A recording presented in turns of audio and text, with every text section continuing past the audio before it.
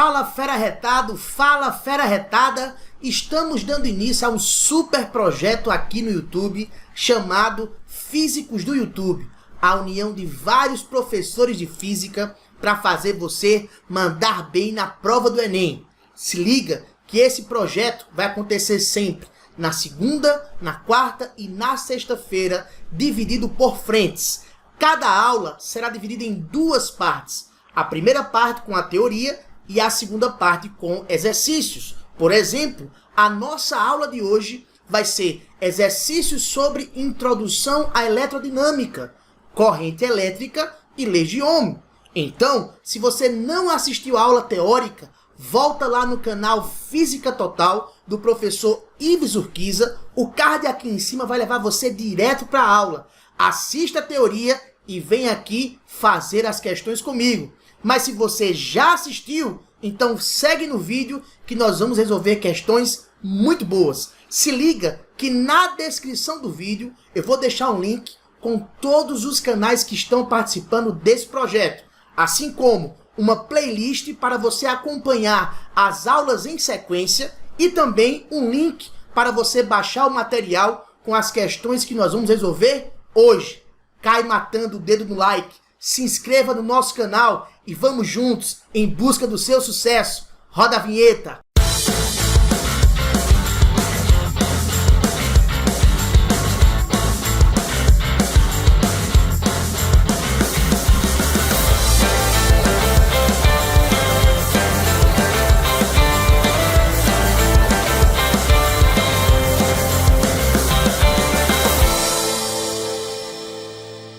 Então, fera, vamos para a nossa primeira questão. A intensidade de corrente elétrica em um condutor metálico varia com o tempo de acordo com o gráfico ao lado. Sendo a carga elementar 1,6 vezes 10 a menos 19 coulomb, determine, letra A carga elétrica que atravessa uma seção do condutor em 8 segundos. Letra B, o número de elétrons que atravessa uma seção do condutor durante esse mesmo tempo. E letra C, a intensidade média de corrente entre os instantes 0 e 8 segundos. Se liga, fera. Nessa letra A, ele pede para você calcular a quantidade de carga elétrica que atravessa uma seção do condutor em 8 segundos. O que foi que você viu? No gráfico da corrente elétrica em função do tempo, a área vai me dar numericamente a quantidade de carga elétrica. Ou seja, se a questão quer que você calcule a quantidade de carga de 0 a 8 segundos, basta você calcular essa área aqui, ó, que vai nos dar o quê? Vai nos dar exatamente um trapézio. Então, no gráfico da corrente em função do tempo, a área me dá numericamente a quantidade de carga elétrica que atravessa o condutor. Sendo assim, nós podemos escrever que a quantidade de carga elétrica que atravessa o condutor é igual à área do gráfico da corrente em função do tempo. Como a figura é um trapézio de 0 a 8 segundos, a figura que o gráfico me fornece é um trapézio, vamos lembrar que a área do trapézio é dada por base maior mais a base menor vezes a altura sobre 2. Tranquilo? A base maior desse trapézio vale quanto? 8. A base menor desse trapézio vai de 2 a 4, ou seja, 2. A altura desse trapézio, 64. Só que tem cuidado, ó. Aqui na corrente elétrica, nós temos o prefixo milli. A corrente está em miliampere. E esse prefixo milli corresponde a 10 elevado a menos 3. E tem que entrar nas suas contas. Ou seja, a altura desse trapézio seria 64 vezes 10 a menos 3. Isso tudo, fera, dividido por 2. Agora ficou fácil. Se liga. A quantidade de carga vai ser igual a 8 mais 2 me dá 10, que multiplica 64 vezes 10 a menos 3. Isso tudo sobre 2. Tranquilo? Aqui eu faço a divisão. 64 dividido por 2, isso vai me dar 32. E quando eu fizer produto de potência de mesma base, repete a base e soma os expoentes. Conclusão, ficaremos com 32 vezes 10 elevado a 1 menos 3, isso me dá menos 2, beleza? Então, a nossa quantidade de carga elétrica seria de 32 vezes 10 a menos 2 coulomb. Ou, em notação científica, nós andamos com essa vírgula uma casa para a esquerda. Quando andamos para a esquerda, somamos mais 1 no expoente. Menos 2 mais 1 me dá menos 1. Ou seja, em notação científica, essa quantidade de carga elétrica seria igual a 3,2 vezes 10 a menos 1 coulomb. Sendo assim, essa seria a resposta da letra A. A quantidade de carga elétrica que atravessa o condutor, 3,2 vezes 10 a menos 1 coulomb. Na letra B, ele pergunta o número de elétrons que atravessa uma seção do condutor durante esse mesmo tempo. Se liga, fera, que você aprendeu que essa quantidade de carga é dada por quê? Quantidade de carga é o número dos portadores de carga multiplicado pela carga elementar, beleza? Então, a quantidade de carga elétrica é dada pelo produto N vezes E, onde esse N é exatamente o número de elétrons e esse E é a nossa carga elementar que ele deu no texto da nossa questão. Então, ficamos com quantidade de carga elétrica 3,2 vezes 10 a menos 1 igual ao número de elétrons, que é a pergunta da nossa questão, multiplicado pela carga elementar, 1,6 vezes 10 a menos 19. Esse 1,6 vezes 10 a menos 19, que está multiplicando do lado direito, ele passa dividindo do lado esquerdo. Então, eu posso escrever aqui 3,2 vezes 10 a menos 1 sobre 1,6 vezes 10 a menos 19 é igual ao número de elétrons. Tranquilo? Logo, o nosso N vai ser igual a 3,2 dividido por 1,6 me dá 2. Tranquilo, fera? Divisão de potência de mesma base, repete a base e subtrai os expoentes. Vai ficar menos 1 menos 19. Menos com menos me dá mais. Então, vai ficar menos 1 mais 19. Menos 1 mais 19 me dá como? 18. Conclusão, o número de elétrons que atravessa a seção do condutor seria de 2 vezes 10 elevado a 18 elétrons. Então, essa é a resposta da letra B. O número de elétrons igual a 2 vezes 10 elevado a 18. Tranquilo? E na letra C, ele fala a intensidade média de corrente entre os instantes 0 e 8 segundos. E aí, fera, para você calcular a intensidade de corrente elétrica média, o que é que você faz? A corrente elétrica média é dada pela relação da quantidade de carga que atravessa a seção do condutor pelo tempo. Qual foi a quantidade de carga que atravessou a seção do condutor? Nós achamos na letra A, 32 vezes 10 elevado a menos 2. Isso tudo em quanto tempo? 8 segundos, fera. Conclusão, 32 sobre 8, isso me dá 4. Então, seria 4 vezes 10 a menos 2 ampere. Como no nosso gráfico a unidade está em miliampere, eu vou dar a nossa resposta também em miliampere. Basta eu andar uma vírgula para a direita, que vai ficar 40.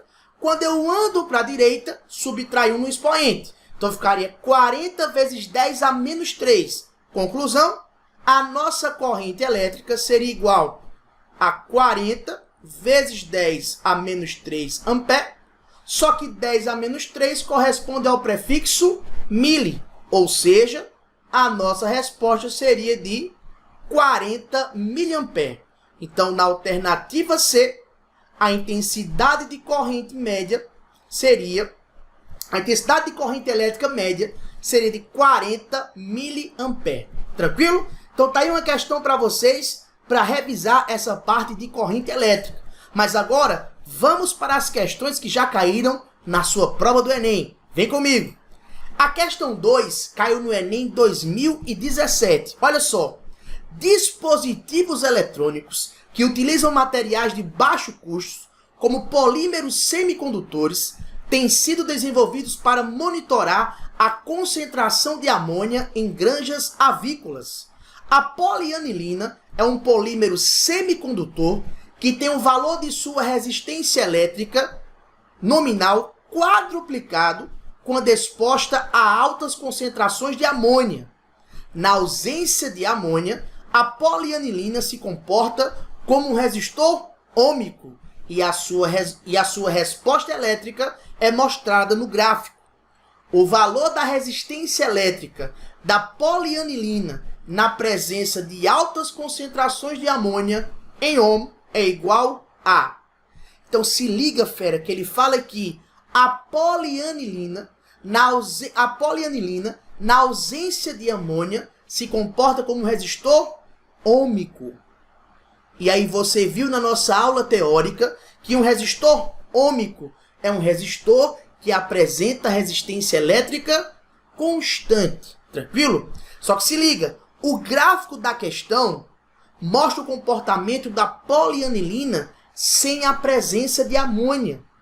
Ele fala na questão que na presença de amônia, o valor da sua resistência elétrica é quadruplicado. Então, o gráfico que está na sua questão é com a polianilina sem amônia, sem a presença de concentração de amônia. Com a presença de altas concentrações de amônia, a resistência elétrica aumenta 4 vezes. Como você aprendeu, para calcular a resistência elétrica de um resistor ôhmico, basta você fazer a relação entre a diferença de potencial nos terminais do resistor e a corrente elétrica que o atravessa. Resistência elétrica, DDP sobre corrente elétrica. Então, se você vai para o nosso gráfico, é exatamente isso que ele vai lhe fornecer.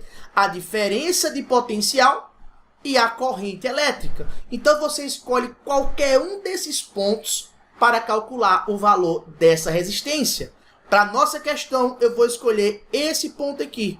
Tá vendo? O que é que esse ponto está me dizendo? Ele está me dizendo que para uma diferença de potencial de 1 volt, atravessa uma corrente elétrica de 2 vezes 10 a menos 6 ampere. Conclusão, para DDP de 1 volt, a corrente que atravessa o resistor, a polianilina, sem a presença de amônia, é uma corrente elétrica de 2 vezes 10 a menos 6 ampere. Então, essa seria a resistência elétrica da polianilina sem a presença de amônia. Muita gente errou aqui. Por quê? Quando eu faço 1 sobre 2, isso vai me dar 0,5. Quando eu faço 1 sobre 2, isso vai me dar 0,5. Esse 10 a menos 6, quando eu subo com o expoente, ele vai subir positivo, né? Ó. Então, seria 0,5 vezes 10 à sexta ohm. Se você anda uma casa para a direita, essa resistência aqui ficaria 5 vezes 10 elevado à quinta ohm. Quando eu ando para a direita com a vírgula, subtrai 1 na potência de 10, lá no expoente. Então, se eu ando com a vírgula para a direita, a resistência seria 5 vezes 10 à quinta ohms. E aí, muita gente nessa questão marcou que letra? Eita, Taveira, a resistência é de 5 vezes 10 à quinta. Foi lá e marcou letra D. E jogou uma questão fora de graça. Porque essa resistência que você achou é a resistência sem a presença de amônia. Como eu falei para vocês, com a presença de altas concentrações de amônia, o valor da resistência da polianilina é quadruplicado. E ele é muito claro no comando da questão. O valor da resistência da polianilina na presença de altas concentrações de amônia. Ou seja, na presença, fera, de altas concentrações de amônia, a resistência elétrica da polianilina é 4 vezes maior. Então, o valor da nova resistência na presença de altas concentrações é 4 vezes maior do que sem a presença de amônia. Conclusão, essa resistência aqui seria 4 vezes 5 vezes 10 à quinta. Ou seja, 20 vezes 10 elevado a 15 ohms. Se você coloca esse valor em notação científica, anda uma vírgula para a esquerda, soma mais um aqui na base 10. Logo, o valor da nova resistência seria de quanto? 2 vezes 10 à sexta ohms. Então, a resistência da polianilina na presença de altas concentrações de amônia, 2 vezes 10 elevado à sexta, e com isso, a alternativa correta para essa questão seria a alternativa E, de eu vou passar no meu vestibular. Vamos para mais uma questão, questão 3, também do Enem, caiu em 2018. Olha só, ao pesquisar um resistor feito de um novo tipo de material, um cientista observou o comportamento mostrado no gráfico tensão versus corrente. Após a análise do gráfico, ele concluiu que a tensão em função da corrente é dada pela equação V igual a 10I mais I quadrado. O gráfico da resistência elétrica, R, do resistor em função da corrente I é... Galera, você percebe o seguinte, o gráfico da tensão em função da corrente nessa questão, você percebe que é uma curva com concavidade voltada para cima. Ou seja, isso mostra para nós que esse resistor não é ômico. Um resistor ômico, a sua resistência permanece sempre constante. Ou seja, o gráfico seria uma reta crescente. Como o nosso gráfico é uma curva, já mostra para a gente que o resistor é um resistor de resistência variável. Ou seja, não é um resistor ômico. Se eu tenho certeza que esse resistor não é ômico, já está fora a alternativa A e já está fora a alternativa D. Pois o gráfico da resistência em função da corrente na letra A e o gráfico da resistência em função da corrente na letra B mostra para mim um resistor com a resistência elétrica constante.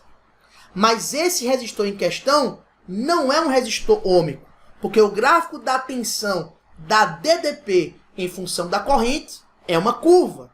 Então fica para a gente a letra C, a letra D e a letra E. Vem comigo, olha só.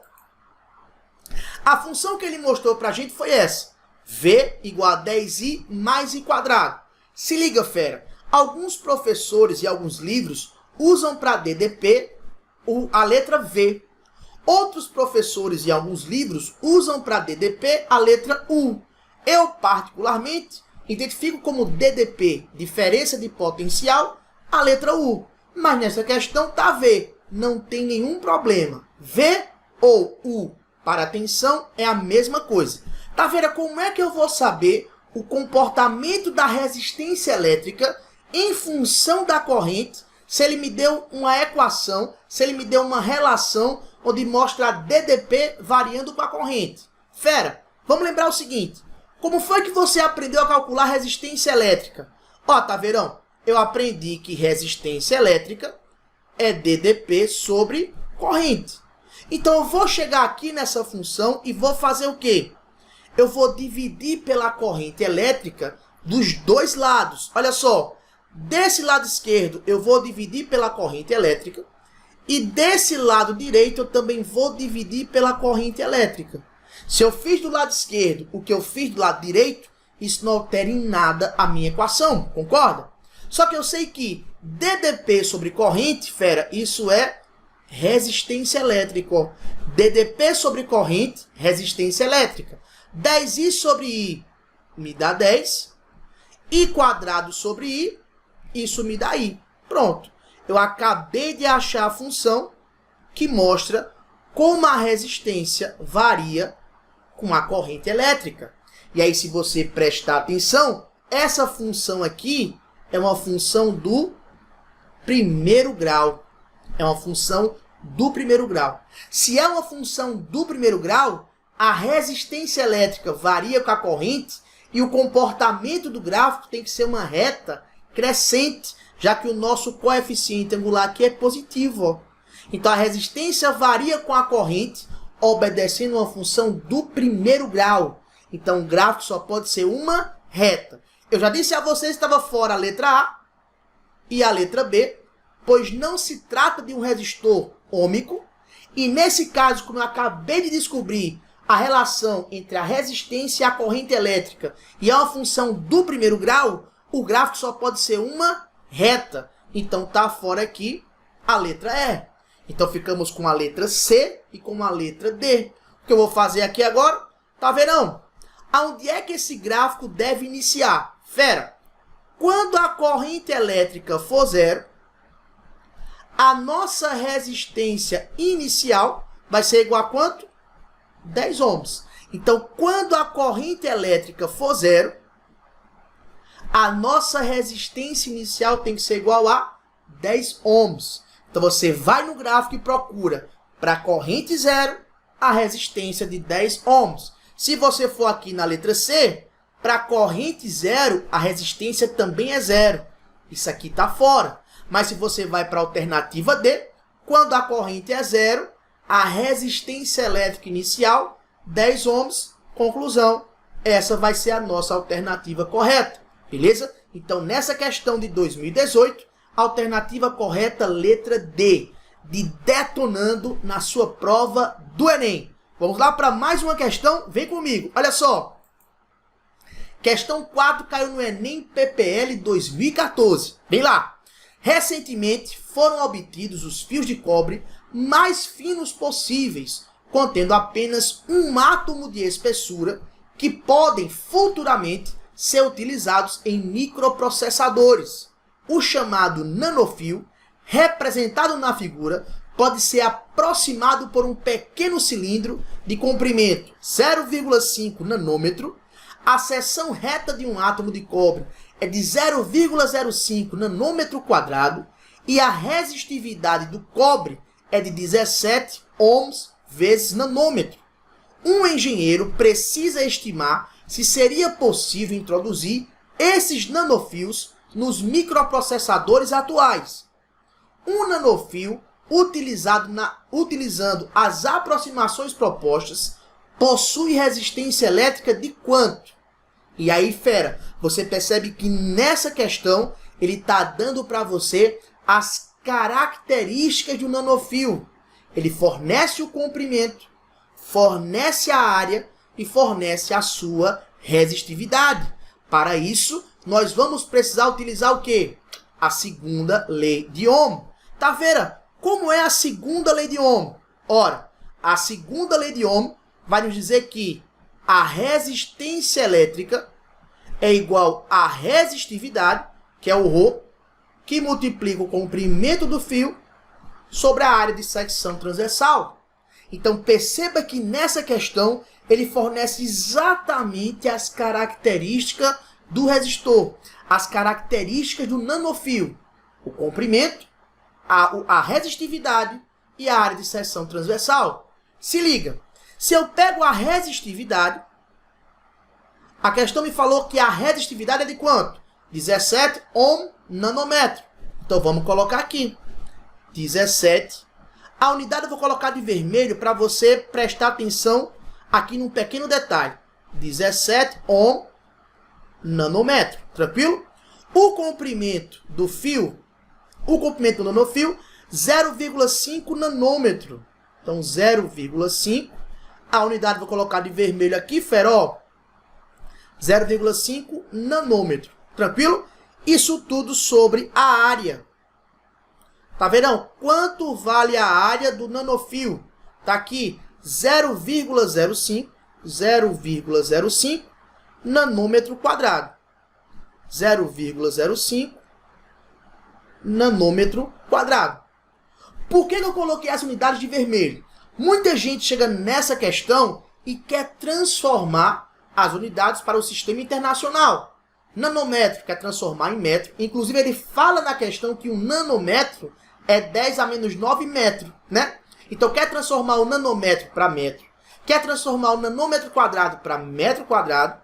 E a resistividade está em ohms vezes nanômetro, quer transformar em ohms metro. E não precisa, fera. Olha só. Se você prestar atenção em cima, vai aparecer nanômetro vezes nanômetro. Nanômetro vezes nanômetro vai me dar nanômetro quadrado. Então, nanômetro vezes nanômetro que aparece em cima, cancela com nanômetro quadrado que aparece embaixo. Ou seja, a nossa resposta já vai ser dada em ohm. Tranquilo? Então, se você vem aqui, divide 0,5 por 0,05, isso vai me dar 10 em cima e 1 embaixo. Conclusão, fera.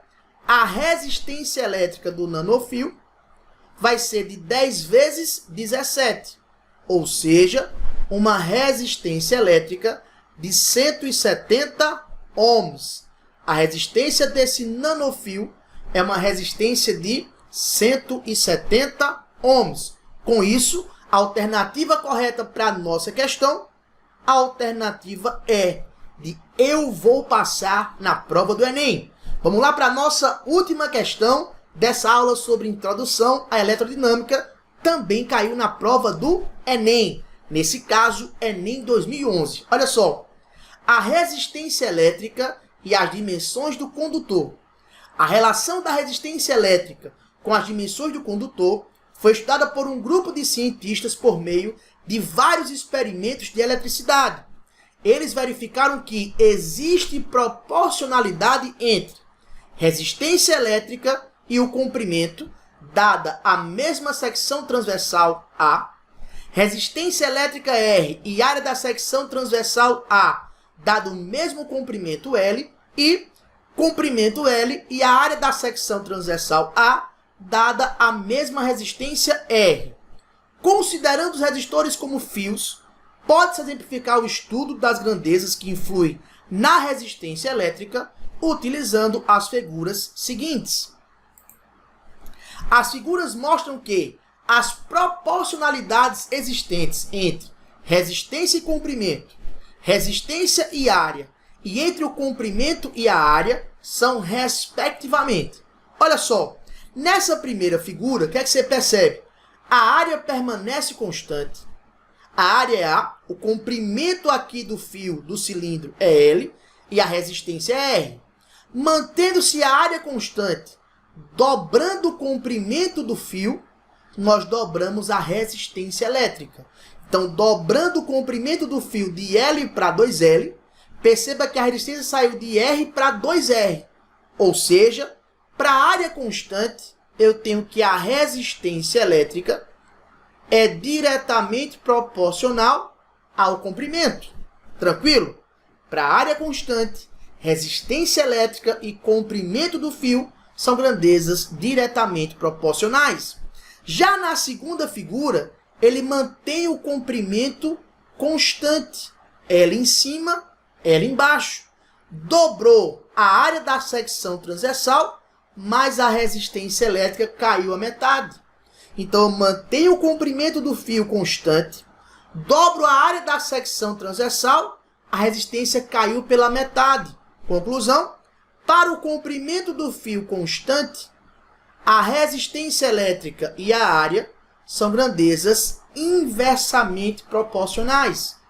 Já na terceira figura, ele mantém a mesma resistência elétrica, dobrou o valor da área e dobrou o valor do comprimento. Então, quando eu dobro o valor da área, o valor do comprimento também dobrou. Ou seja, para uma resistência elétrica constante, o comprimento e a área são grandezas diretamente proporcionais. Mas se você prestou atenção nisso que está acontecendo, é exatamente a segunda lei de Ohm. Tá vendo o que é que vai dizer a segunda lei de Ohm? Que a resistência elétrica é igual a ρ, que multiplica L sobre A. Ou seja, para um comprimento constante, a resistência e a área são inversamente proporcionais. Para uma área constante, resistência e comprimento são diretamente proporcionais. E para uma resistência elétrica constante, se eu passo esse A para o outro lado, ele passa multiplicando. A área e o comprimento são diretamente proporcionais. Então, essa questão caiu em 2011. Detalhe, galera. Essa questão não caiu na prova de física. Essa questão que eu estou falando com vocês caiu na prova de matemática. Mas cairia muito bem na prova de física, pois está falando da segunda lei de Ohm. Então, a resistência e o comprimento diretamente proporcionais. A resistência e a área inversamente proporcionais. O comprimento e a área diretamente proporcionais. Então, para essa questão aqui de 2011, a alternativa correta seria a alternativa C. Com certeza você vai detonar na sua prova do Enem. Galera, se você gostou desse projeto, se você apoia, deixa o dedo aí no like, mete o dedo no like, inscreva-se no nosso canal e não esquece de passar no link com todos os canais e se inscrever em cada um, pois esse projeto é um projeto muito bonito, feito especialmente para você detonar no seu vestibular. Então vamos juntos em busca do seu sucesso. Até a próxima!